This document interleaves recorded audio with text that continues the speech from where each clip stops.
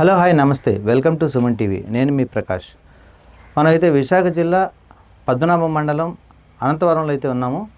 అయితే అన్నదాత సుఖీభవ అనేది మన పెద్దల దీవెన. అదే అన్నదాతలు ఈరోజు కన్నీరు మున్నీరు అవుతున్నారు.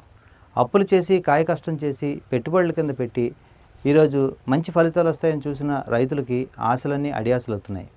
ఇటీవల కురిసిన మంచుతో మామిడి తోటలకు పూసిన పూతంతా కూడా రాలిపోతుంది. అనేక ఆశలు పెట్టుకున్న రైతుల ఆశలన్నీ అడియాసలు అవుతున్నాయి. పెళ్లి కోసమో ఇల్లు కట్టుకోవడం కోసమో చేసిన అప్పులు చేసిన డబ్బు కూడా ఈ పంటలకి పెట్టుబడిగా పెట్టి ఈరోజు ఫలితాల కోసం ఎదురు చూస్తున్న రైతులకి ఆశలు అడియాసలు అవుతున్నాయి. అసలు ఎందుకు ఇలా అవుతుంది, ఏం జరుగుతుంది, ఎందుకు ఈ పంటలు నష్టపోతున్నాయి అనే విషయాన్ని ఇప్పుడు మనతో పాటు మామిడి రైతు గొర్రెపాటి పెద్దనాయుడు గారు ఉన్నారు. ఆయన అడిగి ఈ నష్టం వివరాలు మనం తెలుసుకుందాం. నాయుడు గారు చెప్పండి, అసలు మామిడి తోట ఈసారి చాలా గట్టిగా మంచి పూత వచ్చిందనే ఆశలు అయితే రైతుల్లో కనపడ్డాయి. మరి ఎందుకు రైతులు ఏ విధంగా నష్టపోతున్నారు, అసలు ఏం జరిగింది? మామిడి రైతులు హుదూద్ తుఫాన్ తర్వాత ఫస్ట్ టైం అండి పూర్తిగా ఎరి వేసింది, ఎరి వేయలేంది, ప్రతిదీ కూడా పోతొచ్చి ఈ సంవత్సరం ఎక్కువ లాభాలు వస్తాయని రైతులందరూ ఆశలతోటి ఈ ట్రిప్కి 5 సార్లు 6 సార్లు కూడా మందులు కొట్టిన వాళ్ళు ఉన్నారండి.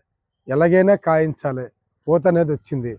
ఆ పరిస్థితిలో ఇంతవరకు రైతులు అప్పులు చేసుకొని వాళ్ళ పిల్లల పెళ్ళికనో ఇంటికనో లేకపోతే ఇంకో రకంగా అప్పు చేసి మొత్తం ఈ వ్యాపారం చేసేవాళ్ళు ప్రతి ఒక్కరు కూడా మామిడి తోటల మీద పెట్టుబడి పెట్టారు. మరి ఈ ప్రకృతి మట్టుకు అనుకూలించక మొత్తం ఈ మంచు తేనె మంచని మొత్తం టోటల్గా చెట్టు ఒక 20-25 బాక్సులు అయింది. కనీసం ఒక 2-3 బుట్టలు కూడా అవ్వలేని పరిస్థితికి వచ్చింది. అవి కూడా ఉంటాయో లేదో తెలియదు. ఈ ఈ టైంకి పించి కట్టాలి పూరాగన. ఇప్పటికీ కూడా ఇంకా పూతలు అక్కడక్కడ వస్తూనే ఉన్నాయి. వచ్చిన పూత మాడిపోయింది. అలాగే ప్రతి రైతు కూడా ఈరోజు ఈ సంవత్సరం మనకి కాపులు లేవు కాబట్టి ఇంకా మన పరిస్థితి ఏం చేసుకోవాలా, రోడ్డు మీద పడిపోవాలా, లేకపోతే ఆత్మహత్యలు చేసుకోవాలనే దీనస్థితిలో మటుకు రైతులందరూ కొట్టుమిట్లాడుతున్నారు. మరి ఆ పరిస్థితిలో గవర్నమెంట్ వారు కనీసం మా పద్మనాభం మండలంలో 5,000 ఎకరాల వరకు మామిడి తోటలు ఉన్నాయి.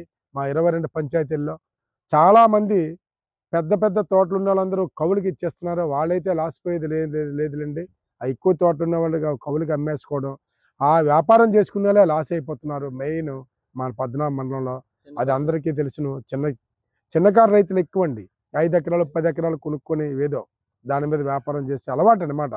అలవాటును వదులుకోలేక హుదూద్ తుఫాన్ దగ్గర నుంచి లాస్ అయిపోతున్నారండి. ఈ రోజు వాళ్ళకి కనీసం మందులు కూడా అరువని పరిస్థితి అయిపోయింది. ఆ పిల్లల తాలూకో లేకపోతే ఆ ఆవిడ తాలూకో వస్తువులు తాకట్టు పెట్టుకుని ఆ మందులు కూడా అరువట్లేదండి. డబ్బు ఇస్తేనే మందు ఇస్తున్నారు. ఆ పరిస్థితిలో చిన్నకారు రైతులందరూ కూడా కుట్టుమిట్లాడుతున్నారు. మరి గవర్నమెంట్ వారు దయచేసి వాళ్ళకి ఎంతో కొంత చేయూత ఇస్తేనే వాళ్ళు నిలబడతారు. లేకపోతే ఇప్పుడు మామిడి పంట పండించిన వాళ్ళు ఆత్మహత్యలని మళ్ళీ హెడ్డింగ్లు మీ పేపర్లలో వస్తాయని నేను మీ సుమన్ టీవీ ద్వారా తెలియపరుస్తున్నాను గవర్నమెంట్ వారికి. మరి చంద్రబాబు నాయుడు దయతలిచి ఈ చిన్నకారు రైతులందరినీ కూడా ఆదుకొని వాళ్ళ కుటుంబాన్ని నిలబెట్టవలసిందిగా బోల్డ్ చాలా మటుకు చేస్తున్నారు సంక్షేమ పథకాలు. అవన్నీ కొంచెం ఇది కూడా అందులో ఒక పార్ట్ కింద తీసుకొని ఈ మామిడి రైతులని కొంచెం ఆదుకోవాలని ఈ సుమన్ టీవీ ద్వారా నేను చెప్పుకుంటున్నాను గవర్నమెంట్ వారికి. ఈ పంటలు మా బెల్ట్లో అయితే 70% ఓన్లీ మామిడి తోట ఉంది. ఓన్లీ 30% మిగతా అవన్నీ వరి చేను వచ్చింది, ఇంకా శనగసేను కానీ చోడు చేను కానీ ఇవి ఓన్లీ ఈ 4 పంచాయతీలు అయితే ఆ మామిడి తోటల మీద ఆధారపడినవే. మరీ ఇబ్బంది పడిన వాళ్ళు ఈ 4 పంచాయతీలు అండి. ఆ మీద పక్కన ఉన్నవన్నీ సగం అయితే ఈ పక్కనే సగం ఉన్నాయండి. మాకు ఫారెస్ట్ ల్యాండ్ల వరకు మామిడి తోటలే 100 ఎకరాలు అన్నీ ఇటు పక్క. మరి ఇవన్నీ దృష్టిలో పెట్టుకొని గవర్నమెంట్ వారు మరి సాయం చేయాలని. ఇక్కడి నుంచి ఢిల్లీ కలకత్తా ఎక్స్పోర్ట్ అండి. మెయిన్ ఢిల్లీ కలకత్తా మా ఏరియా సరుకు నెంబర్ 1 అండి. అటువంటిది ఏంటంటే కనీసం చుట్టాలే పంచుకోవడానికి కూడా లేని పరిస్థితి అయిపోయింది. ఒక్కొక్కరికి కొనుక్కొని బజార్లో కొనుక్కొని ఇవ్వాల్సిన పరిస్థితి వచ్చింది.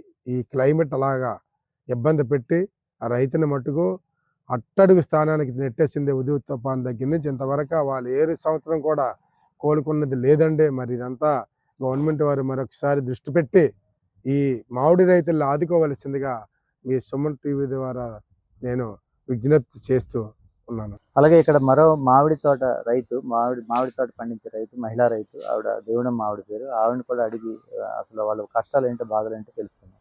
చెప్పండి అమ్మా. ఏంటి ఇక తోట కౌలుకి తీసుకున్నాం మేము. 1,00,000 రూపాయలు ఇవ్వాలి వాళ్ళకి. మరి ఫస్ట్ నుంచి దుక్కులు, మొదట్లో గొప్పులు, మందులు, పిండ్లు అన్నీ ఒక 50,000 మొదలు ఎట్టిస్తాము. బంగారం అది తాకట్టు ఎట్టిస్తాము. మరి ఇప్పుడు ఏటి పింజు అనేది పువ్వు అనేది మేము ఏటి చేయాలని చూస్తాను. మరి గవర్నమెంట్ ఏదైనా చేస్తే పర్లేదు, లేకపోతే మేము ఏటి చేయాలి ఇంకేయట్లేదు. దాని గురించి మేము బాధపడతాను. మరి వాటికి ఏకంగా మదుపులన్నీ ఎట్టిస్తాం.